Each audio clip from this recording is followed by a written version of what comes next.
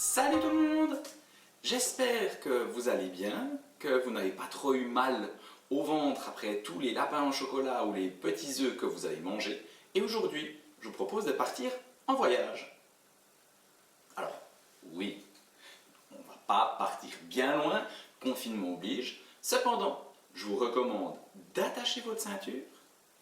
Je prends les cartes et c'est parti! Un jeu de cartes.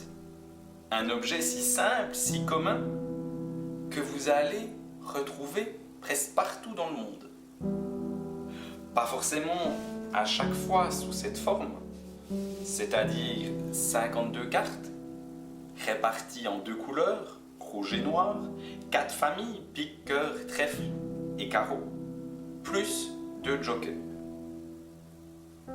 Si vous prenez le jeu de cartes suisse, vous allez cette fois-ci trouver aussi 4 familles, mais rose, grelot, gland et bouclier.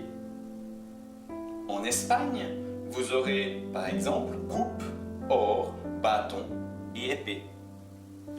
Qui dit jeu de cartes différent, dit aussi mélange différent.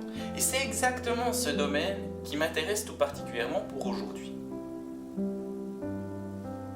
Le spectateur est donc invité à prendre une carte, la regarder, puis la mémoriser.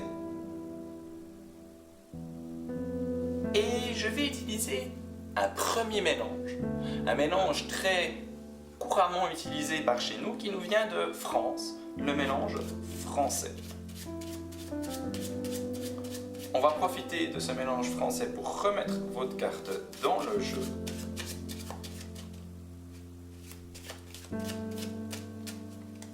Comme ceci. Vous avez après un autre mélange qui est très répandu, c'est le mélange américain que vous allez voir dans les casinos. Il existe une version sur table et une version en main, comme ceci. Bien sûr, dans les différents pays, vous allez trouver aussi différents types de coupes. Si nous poursuivons notre voyage dans un pays chaud, l'Espagne, 2 éventails, bien pratiques en cas de forte chaleur, que nous imbriquons. Puis nous avons un autre mélange assez direct et rapide qui nous vient tout droit de Russie. Le voici. Efficace, non?